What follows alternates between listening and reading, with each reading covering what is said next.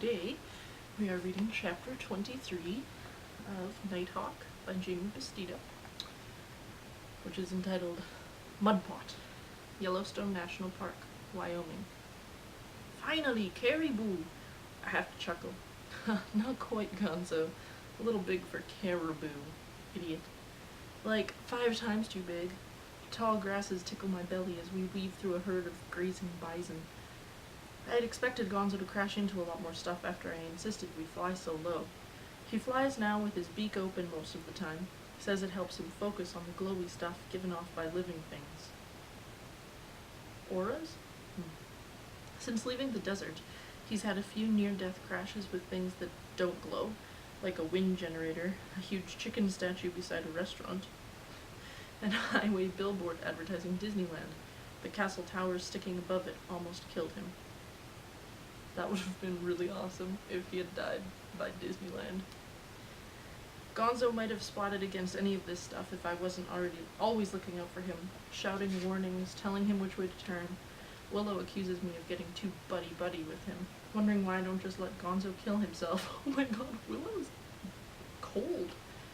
She says that once we guide him to the tundra, he'll have no more need for me and will turn around and eat us. Then I remind her how he saved us from more than one predator, including a hungry coyote and a mad guard named Flair. Okay, I don't know why he's recapping, because that's like the basis of the entire story, but that's okay. Besides, I'm still learning aerobatic tricks from him. The other day it was a hammerhead stall. Never even saw Dad do one of these. If Willow would only try stuff like this, she might get on better with Gonzo. I have to pull up so fast to avoid hitting a big white bus. Finally, Gonzo is right on my tail, or he would have spotted into it. Willow flutters above a huge bison about to step in front of us. Hey, look out, you big goof! I hear the threatening clack of Gonzo's beak. Who are you calling me goof? He snaps. Not you, Gonzo, the bison. Look out! The bull ignores her and moseys onto the road like he owns it. The bus blasts its horn and screeches to a stop within a feather's width of the bull's bum. Without looking back, he raises his tail and sprays the front of the bus with poop. A group of female bison and their calves join him, blocking the whole road. A long line of honking cars forms behind the bus. I don't know, I feel like if you're in Yellowstone, you're like, oh, look at the bison, oh my god, it's so exciting! You're not like, get out of the way, stupid fucking animal. No, I don't think so. I ignore the craziness and fly on, due north. At least I've got that direction down. Like listening for a faint sound or peering in a dim light, I've learned how to focus on that subtle wind in my skull that draws me north. Nobody taught me this. Like Dad said, it's my inner navigator. It's in your blood, Wisp. Only you can free it. It's like I have a new secret. I even let myself think that it will wipe out my other secret, that I can't read the stars. I have to test this growing power, refine it, play with it like I do with my flying tricks. Then my inner doubter kicks in. How far can I trust my newfound sense of direction? Could it lead me to a fatal wrong turn? Will it work for me when we get beyond the boreal and I have to pick a safe route to the tundra? To stay clear of the giant raven, I mean, if it even exists. The giant raven. That would be my real test. Never mind this escaping terrifying people and having to fly from the Amazon to the tundra. That's not difficult. These thoughts carry me far from the road until I hear Gonzo shouting for me. Hey, not so fast, Weem! I look back and see him circling over the roadhog bison. Somebody, I hope he's going to get run over, he says. I reluctantly wheel around. I thought you were sick of eating roadkill. Sick of stale roadkill, yes. Fresh roadkill, no. A mob of humans pour out of the bus, holding up little square boxes and pointing them at the bison. What the fuck are those names? Gonzo squawks at the humans. They all point their boxes at him. He swoops down on the little boy and nimbly plucks away his red cap. The boy screams. Something spooks the bison. They leap off the road and stampede across the meadow. A big grizzly bear blasts out of the grass and charges across the road. Now all the humans scream and scramble back inside the bus. The grizzly gallops after the bison. Do grizzlies eat bison? Is this a thing? Gonzo flops after the grizzly. I tag along after Gonzo, hoping he'll get a good feed so we can push north. The bison herd runs headlong for a creek halfway across the meadow. Steam curls above the rushing water. Here and there, powerful jets shoot high into the air with a great whoosh. Beside the creek are pools of flying mud that bubble and belch as if the earth were suffering from serious indigestion. So, like, what planet is this? Willow asks. It dawns on me that by fixing on a single bearing since leaving the desert, due north, we're way off the main flyway. Good for ditching flare, bad for knowing where the heck we are. Willow never went through here on her way south. Me neither. Only the winds know where I went. Since we left the Cocoa River back in Columbia, I've had to lean on Willow for almost every direction and landmark. Looks like those days are over. We could get seriously lost. Beats me, I say, trying to hide this new fear. That's when I realize I better get my navigational act together real quick. Strange place, is all Willow says. The grizzly zeroes in on a calf, desperately trying to keep up with the other bison. The herd storms across the creek, kicking up a huge spray of water and steam. The calf... Steam? They're boiling the water as they cross? The calf leaps out of the creek, then stumbles headfirst into a churning mud pot. After a few pathetic bleats, he sinks out of sight except for one tiny hoof that thrashes once, twice, then goes still. The bear charges after the retreating herd. Gonzo swoops down and lands on the dead calf's hoof. Ow, Chihuahua! He launches instantly, his wingtips flicking hot mud. He chases after the closest living thing around. Willow. Why didn't you tell me this mud is on fire? He roars. I could have been boiled alive. I watch in horror as Gonzo snaps viciously at Willow's rump. Hey, cut that out, I yell. Ouch, Willow yells.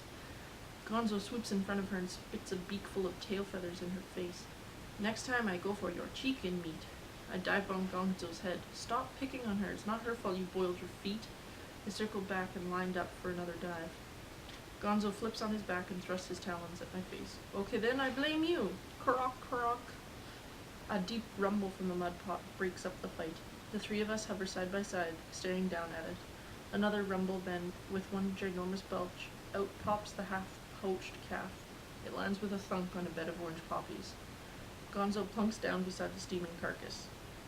I like that they know what poaching is, like in the cooking terms, but not what a camera is. Gonzo plunks down beside the steaming carcass. I perch on a nearby hump of wet rock.